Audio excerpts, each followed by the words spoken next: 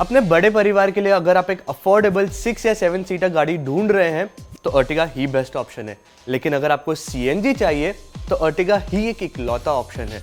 लेकिन CNG के साथ कई सारे सवाल भी आते हैं, जैसे कि पेट्रोल के मुकाबले क्या इसमें फीचर्स, स्पेस और परफॉर्मेंस कम है, और मेनली रनिंग कॉस्ट में एक्चुअली कितना फर्क है। तो चलिए जानते हैं ये सारी डिटेल्स इस वीडियो में। अर्टिगा CNG आपको दो वेरिएंट्स में अवेलेबल है, VXI और ZXI। अच्छी बात यह है कि ZXI में आपको ऑलमोस्ट सारे फीचर्स मिल जाते हैं जो अर्टिगा के top end ZXI plus variant में मिलते हैं। मारुति अर्टिगा हमेशा से एक सिंपल लुकिंग MPV रही है, कोई शोशा नहीं, कुछ नहीं, लेकिन एक Chrome grill, projector headlamps, 15 inch के डुअल टोन एलॉयज और LED टेल लैम्प इसे एक हल्का सा स्टाइलिश लुक भी देते हैं। CNG और पेट्रोल अर्टिगा बाहर से सेम ही दिखती है, बस CNG में आपको आगे और पीछे विंड स्क्रीन पे स्टिकर मिल जाता है। इसके अलावा कोई डिफरेंस नहीं है दोनों में। हर CNG गाड़ी की तरह यहाँ भी बूट स्पेस सबसे बड़ा त्याग है, लेकिन सिलेंडर को अच्छे से कवर करके यूजेबल स्पेस दिया है। तीनों रोज ऊपर रख के आपके पास 2 डफल बैग फिट करने की जगह मिल जाती है, लेकिन आप थर्ड रो को फुल फ्लैट करेंगे तो काफी ज्यादा स्पेस मिल जाती है अपना ढेर सारा सामान रखने के लिए। मारुति अर्टिगा को ग्लोबल एनकैप में 3 स्टार क्रैश टेस्ट रेटिंग मिली है। सेफ्टी फीचर्स में dual front airbags, rear parking sensors और आइसोफिक्स जैसे फीचर्स मिलते हैं। वैसे तो ZXI पेट्रोल के मुकाबले आप कुछ भी मिस आउट नहीं कर रहे हो, लेकिन top end ZXI plus variant में rear parking camera, 4 airbags, ESP और हिल होल्ड असिस्ट जैसे फीचर्स मिलते हैं जो काफी एसेंशियल है। अर्टिगा का केबिन काफी सिंपल लेकिन अपमार्केट है। हाँ, क्वालिटी अब भी थोड़ी सी प्लास्टिक की है, लेकिन इस केबिन की खासियत है इसकी प्रैक्टिकलिटी, जैसे कि cooled cup holders, gear lever के सामने ओपन स्टोरेज और बड़ी डोर पॉकेट्स। अर्टिगा CNG में वैसे तो डेली यूसेज के लिए काफी फीचर्स मिल जाते हैं और ये लिस्ट पेट्रोल ZXI से सेम ही है। यहाँ पे आपको मिलता है एक 7 इंच का touch screen infotainment system, Android auto और एप्पल कारप्ले के साथ, लेकिन टॉप एंड वेरिएंट में इसी इंफोटेनमेंट का एक अपडेटेड वर्जन मिलता है। इसके अलावा automatic AC, steering mounted controls और पुश बटन स्टार्ट स्टॉप जैसे फीचर्स भी मिलते हैं।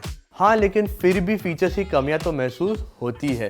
Cruise control, automatic headlamps, rear parking camera और लेदर रैप स्टीयरिंग व्हील जैसे फीचर्स नहीं दिए हैं, जो आपको सिर्फ top end ZXI plus variant में ही मिलते हैं। अब आप अपनी स्क्रीन पे इसके सारे फीचर्स देख सकते हो।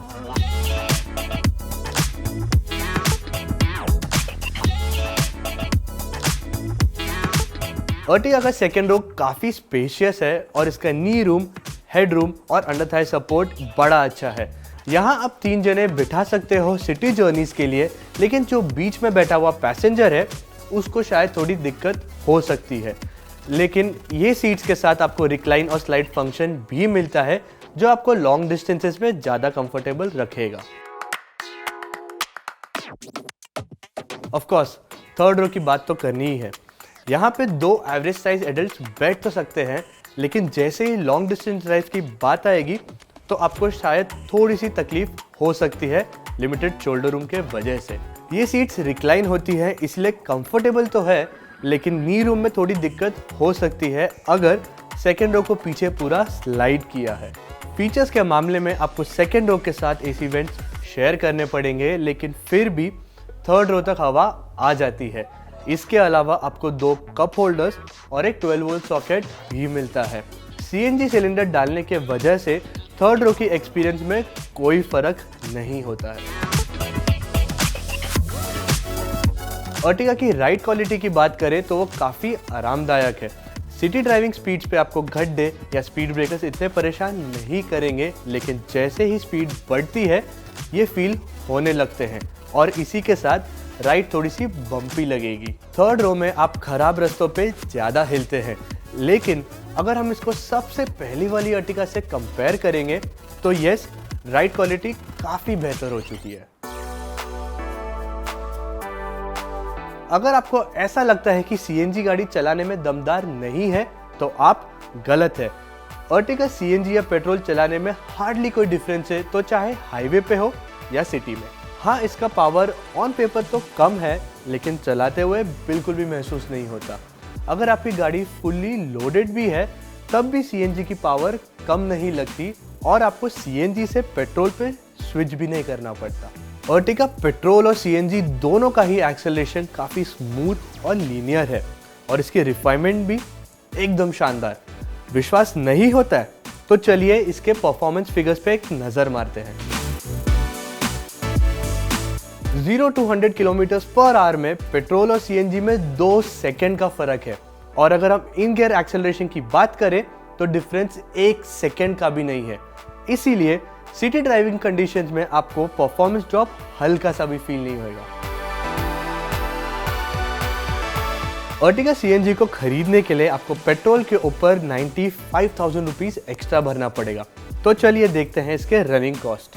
पेट्रोल और सीएनजी के रनिंग कॉस्ट में लगभग 2 रुपए का फर्क है और अगर आपकी डेली रनिंग 50 किलोमीटर की भी हो तो आपको ये प्राइस प्रीमियम रिकवर करने में 42,600 किलोमीटर या लगभग 2.5 साल लगेंगे।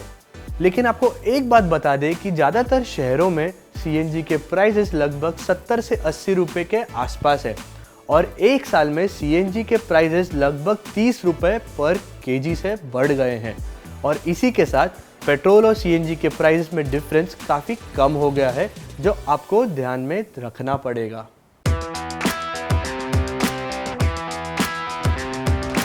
अर्टिगा हमेशा से ही एक स्पेशियस और प्रैक्टिकल गाड़ी रही है और सीएनजी के साथ बड़ी किफ़ायती भी। अगर आपको 7 सीटर की तरह इसे यूज़ करना है तो आपको बूट स्पेस को भूलना पड़ेगा। फीचर्स के मामले में इसमें डेली यूज़ के लिए कई सारी चीज़ें दी गई है, लेकिन रियर कैमरा और ऑटोमेटिक हेडलैम्प जैसी चीज़ें होती तो बेहतर होता।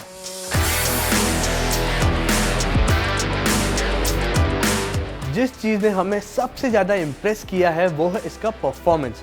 गाड़ी चलाते हुए सीएनजी और पेट्रोल में हार्डली कोई डिफरेंस दिखता है, वो चाहे सिटी में हो या हाईवे पे, गाड़ी लोडेड हो या नहीं।